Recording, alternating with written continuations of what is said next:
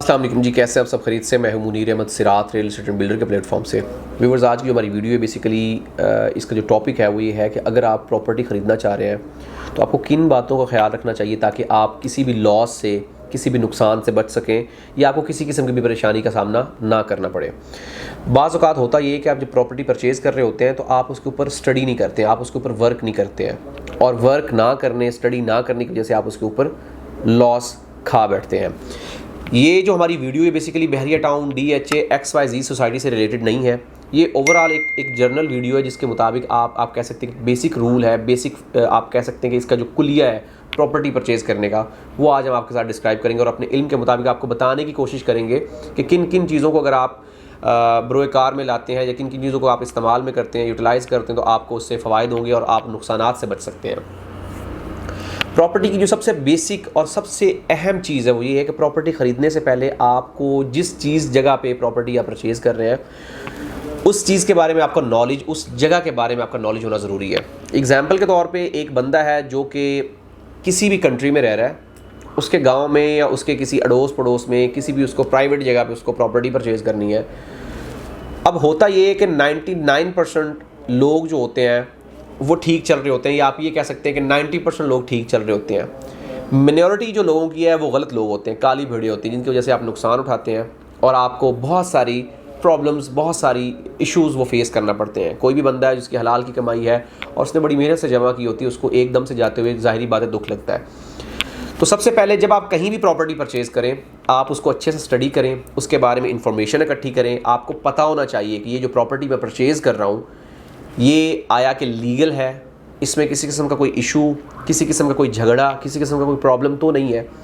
हर जगह पे property purchase करने के कुछ अलग बाय लॉज होते हैं। एग्जांपल के तौर पे किसी आप प्राइवेट जगह पे प्रॉपर्टी परचेज़ करते हैं जो किसी सोसाइटी में नहीं होती या किसी कॉलोनी में या किसी एरिया में नहीं डिफ़ाइन कर रही होती, लेकिन वो एक प्राइवेट लैंड होती है। प्राइवेट लैंड से मुराद ये है कि किसी इंडिविजुअल से रिलेट कर रही होती है। तो सबसे पहले आप उसकी प्रॉपर्टी की परचेजिंग से पहले जो उसका रेलिवेंट डिपार्टमेंट है, महकमा माल, उसमें जाएं, कंफर्म करें, उसकी फ़र्द निकलवाएं, चेक करें किसके नाम पे है, किसके कब्ज़े में है, कब से उसके कब्ज़े में और इससे पहले किसके कब्ज़े में थी, इसके ऊपर कोई फड्डा तो नहीं है।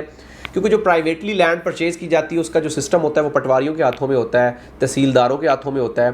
तो उनको वेरीफाई किया जाता है। वेरीफाई करने के बाद एक गवर्नमेंट की तरफ से आपको एक फ़र्द मिलती है, उस फ़र्द के थ्रू आपको आइडिया हो जाता है किसके नाम पे है, किसके कब्ज़े में है। उसके बाद आप उसको आगे प्रोसीड करें।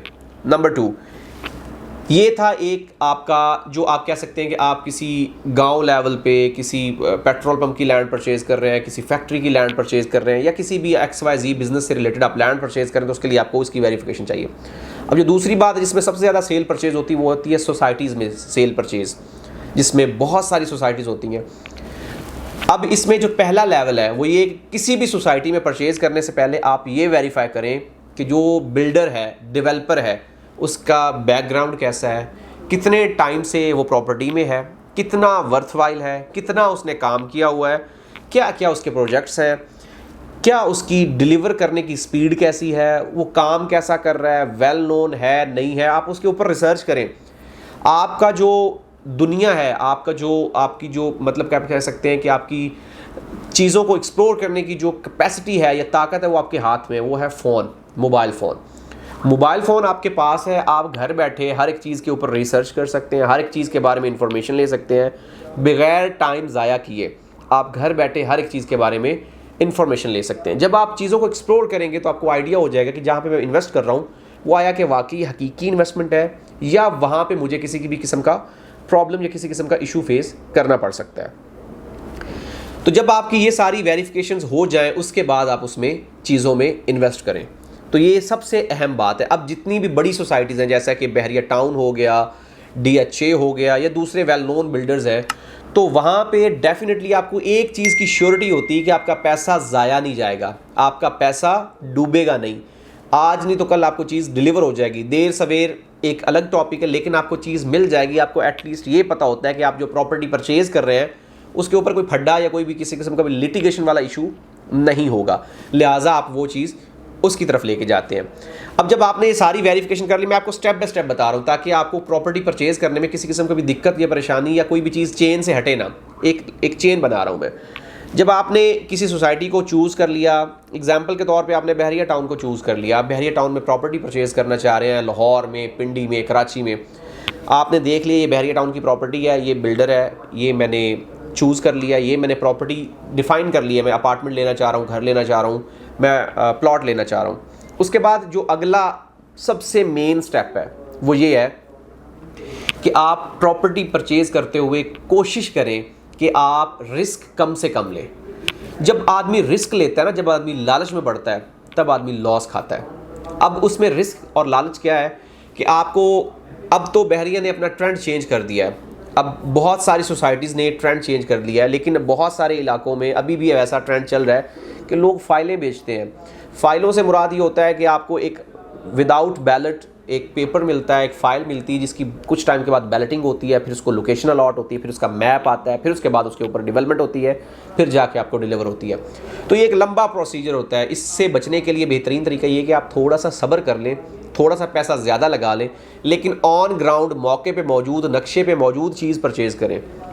अब ये चीज़ें ना करने की वजह से बहुत सारे लोगों को लॉसेज हुए हैं। एग्जाम्पल के तौर पे स्पोर्ट सिटी में, पैराडाइज में जो लोगों को मुश्किलात का सामना करना पड़ा है, लोगों के प्लॉट आउट ऑफ बाउंड्री चले गए, लोगों को लॉस हुआ, लोगों ने बड़ी मुश्किल से, बड़ी मेहनत से कमाई हुई जो पैसे थे उनको ज़ाया कर दिया। कुछ लोगों ने पैनिक होकर लॉस में बेचा, कुछ लोगों ने वेट किया, उनको चीज़ें मिल गई, एट दी एंड लोगों का नुकसान हुआ।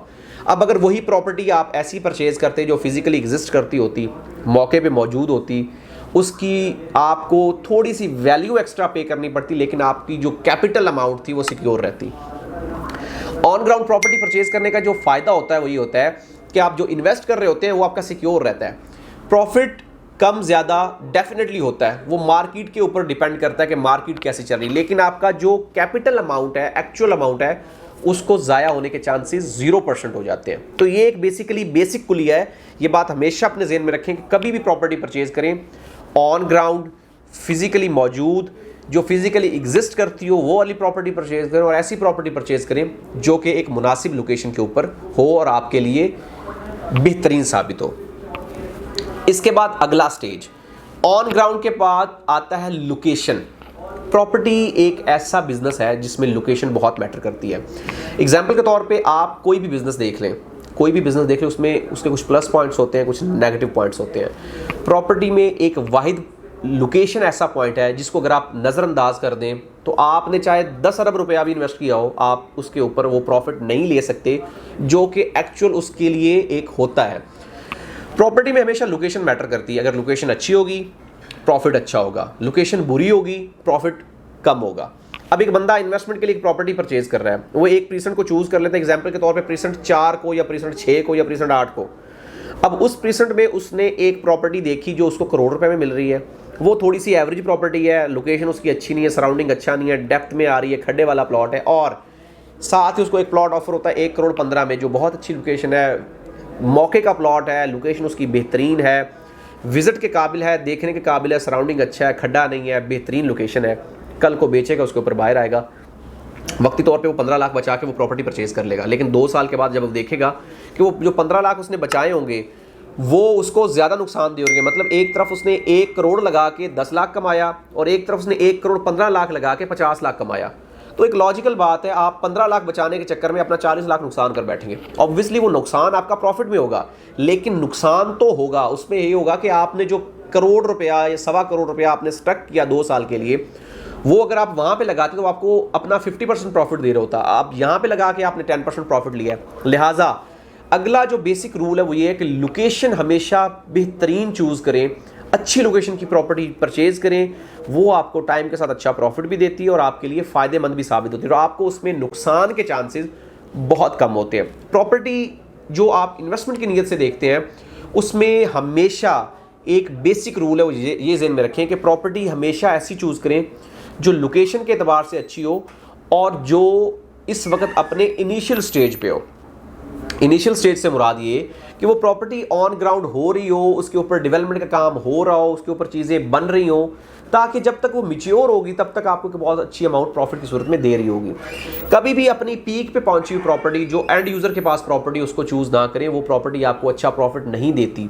उसकी रीज़न ये होती है कि वो अपना प्रॉफिट ऑलरेडी गेन कर चुका होता है बंदा, और आपको जो दे रहा होता है वो एज अ एंड यूज़र के तौर पर आप प्रॉपर्टी परचेज करते हैं। लाइक उसके ऊपर जो प्रॉफिट मार्जिन है वो बहुत ही कम और बहुत ही थोड़ा हो चुका होता है। तो ये चीज़ें आपको हमेशा ज़हन में रखनी चाहिए। अगली चीज़ सबसे अहम, हमेशा वो चीज़ परचेज करें इन्वेस्टमेंट के लिए जो मार्केट की चीज़ हो। मार्केट की चीज़ से मुराद ये है कि जिसका बायर हो, जिसकी डिमांड हो मार्केट में। एग्जाम्पल के तौर पे हम बैरिटन कराची को देखें, इस वक्त मार्केट में अगर हम देखें तो कायद विला का बायर हमेशा एंड यूज़र होगा। वहाँ पे जो परचेजर होगा वो एंड यूज़र होगा। उसकी वजह ये है कि उसने देखा होगा कि सराउंडिंग हर चीज़ आबाद हो चुकी है, रेट पीक पे पहुँच चुके हैं, हर एक चीज़ आपकी डोर स्टेप पे मौजूद है। शॉपिंग गैलरी, स्कूल, हॉस्पिटल, मस्जिदें, parks, play ground, each and everything आपके वॉकिंग डिस्टेंस पे आ रही है। आबादी फुली ऑक्यूपाइड हो चुकी है, ग्रीनरी है, हर एक चीज़ मुयस्सर है। लिहाजा वहाँ पे उसको घर में रहने के लिए उसको दिक्कत नहीं है। लेकिन वो इन्वेस्टमेंट के लिए ज़ाहिरी बात है सूटेबल नहीं है। 3 करोड़ लगा के 2 साल के बाद आपको 10 लाख प्रॉफिट हो रहा होगा। एक साइड पर आप 3 करोड़ लगा के साल के बाद आप 1 करोड़ रुपया कमा रहे होंगे। लाइक हमेशा मार्केट की चीज़ जिसके ऊपर ट्रेडिंग हो रही हो, जिसके ऊपर परचेजर आ रहा हो, जिसके ऊपर आपका बायर स्टैंड हो, वो वाली प्रॉपर्टी परचेज करें। वो आपके लिए ज़्यादा सूटेबल होगी और आपको कम टाइम में ज़्यादा प्रॉफिट देगी। अगली बात, अगला जो पॉइंट है वो एक बहुत अहम पॉइंट है। ये प्रॉपर्टी में प्रॉफिट के लिए कलीदी हैसियत रखता है। मतलब अगर ये आप अपने ज़हन में नहीं रखेंगे तो आप कभी भी प्रॉफिट नहीं कमा सकते। वो है होल्डिंग कैपेसिटी। प्रॉपर्टी को जब भी आप होल्ड करना सीख लेंगे, जब भी आप प्रॉपर्टी को होल्ड करना आपके पास कैपेसिटी आ जाएगी, आप उसके ऊपर प्रॉफिट में। प्रॉपर्टी दुनिया का वाहिद बिजनेस है जिसमें लॉस नहीं है, जिसमें किसी भी तरीके से नुकसान के चांसेस नहीं है अगर आपके पास होल्डिंग कैपेसिटी है। अगर आप होल्डिंग कैपेसिटी रखते हैं तो आप उसके ऊपर एक अच्छा प्रॉफिट, एक ह्यूज अमाउंट ले सकते हैं। क्योंकि जब आप पैनिक होंगे लोग आपकी मजबूरी से फ़ायदा उठाएंगे। क्योंकि जब आप पैनिक होकर सस्ती चीज़ बेचेंगे तो हर बंदे की कोशिश होगी कि वो आपको कम पैसे बता के आपसे वो चीज़ परचेज करे, जिससे आप ऑब्वियसली नुकसान करेंगे। लिहाजा प्रॉपर्टी हमेशा जब भी परचेज करें तो आप अपनी एक्स्ट्रा मनी से परचेज करें, ताकि आप अगर जो प्रॉपर्टी परचेज कर रहे हैं कल को आपको रखनी पड़ जाए साल, 2 साल, 3 साल, तो आपको किसी किस्म की प्रॉब्लम या दिक्कत का सामना ना करना पड़े। ताकि कल को जब भी आप बेचें आप रिलैक्स होकर बेचें, आप अपनी मर्जी की डिमांड करके उसको बेचें और उसके ऊपर बायर ईजिली उसको अवेल करें। लेकिन जब आप पैनिक होकर बेचेंगे तो आपकी प्रॉपर्टी बिकेगी भी सस्ती और उसके ऊपर बायर भी अच्छा नहीं लगेगा। तो ये चीज़ एक बहुत ही मैटर करती है। अगली चीज़, जल्दबाजी। परचेजिंग में कभी भी जल्दबाजी ना करें। चीज़ खरीदते हुए जल्दबाजी ना करें। हमेशा वारे की चीज़, मुनासिब चीज़ और एक लोकेशन वाली चीज़ परचेज़ करें। एक कहावत है कि जो प्रॉफिट होता है वो हमेशा परचेजिंग में होता है। लाइक आप अगर सस्ती चीज़ परचेज़ करेंगे तो आपने अगर मार्केट रेट पे भी बेची तो आप उसके ऊपर प्रॉफिट में है। तो हमेशा प्रॉपर्टी परचेज़ करते हुए तहम्मुल मिजाजी, अपनी स्टडी करके, नेट प्रैक्टिस करने के बाद प्रॉपर्टी परचेज़ करें, ताकि आपको उससे फ़ायदा हो और आप उससे एक अच्छी अमाउंट प्रॉफिट की सूरत में अवेल कर सकें। तो ये एक बेसिक कुलिया है जिसको आपने अप्लाई करना है अपने ऊपर। इसके बाद अगली चीज़ है, प्रॉपर्टी परचेज़ करने के लिए जब आप निकलें तो आपको सबसे पहले तो अपना ये पता होना चाहिए कि आप इन्वेस्टमेंट के लिए देख रहे हैं या आप घर बनाने के लिए। बहुत सारे लोग कंफ्यूज होते हैं कि यार ये हम सोचें कि कल को घर बनाएं या कल को इसको बेचें। क्योंकि एग्जांपल के तौर पे अभी आपने एक प्रॉपर्टी परचेज़ कर ली, अगर आपके पास होल्डिंग कैपेसिटी तो फिर तो मैटर नहीं करता कि आप उसको घर बनाने के लिए रखें या कल को इन्वेस्टमेंट के लिए रखें, क्योंकि 2 साल 4 साल के बाद टोटली पिक्चर चेंज हो चुकी होती है। लेकिन अगर आपके पास होल्डिंग कैपेसिटी नहीं और आप कंफ्यूज निकले और आप प्रॉपर्टी परचेज़ कर लेते हैं, आप कहते हैं कि मैं घर बनाने के लिए कर रहा हूँ, कल को आपका प्लान चेंज होता है, आप उसको बेच देते हैं, तो ये इससे होता ये है कि आप प्रॉपर्टी सही से चूज़ नहीं कर पाते, जिसकी वजह से आप नुकसान कर बैठते हैं। लिहाजा हमेशा एक चीज़ अपने ज़हन में रखें, अगर आप कोई प्रॉपर्टी परचेज़ करना चाह रहे हैं तो सबसे पहले अपना माइंड मेक करें कि आपने इन्वेस्टमेंट के लिए लेनी है या रेजिडेंशियल पॉइंट ऑफ व्यू के लिए लेनी है। क्योंकि रेजिडेंशियल के लिए और तरह की प्रॉपर्टी परचेज़ की जाती है, इन्वेस्टमेंट के लिए और तरह की प्रॉपर्टी परचेज की जाती है।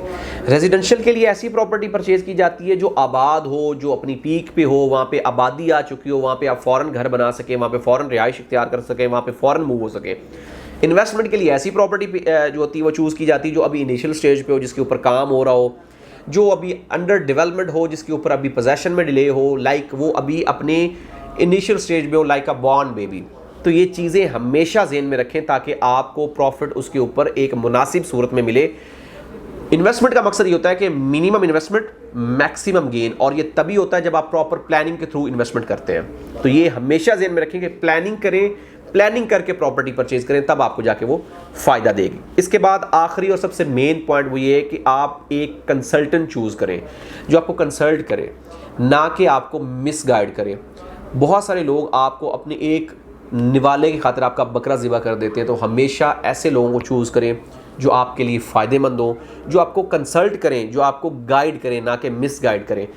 एक अच्छा कंसल्टेंट आपको कम टाइम में ज़्यादा प्रॉफिट लेके दे सकता है, लेकिन उसके लिए आपको चूज़ करना पड़ता है कि आप राइट पर्सन चूज़ कर रहे हैं या रॉन्ग पर्सन चूज़ कर रहे हैं। बाकी इस वीडियो में मैंने कोशिश की है कि मैक्सिमम जो पॉइंट है वो रेज़ करूं। अगर कोई भी बात मैं मिस कर बैठा हूं या कोई भी बात मेरे जहन से निकल गई हो, हमें ज़रूर कमेंट में बताएं, हम आपको ज़रूर सवाल से गाइड करेंगे।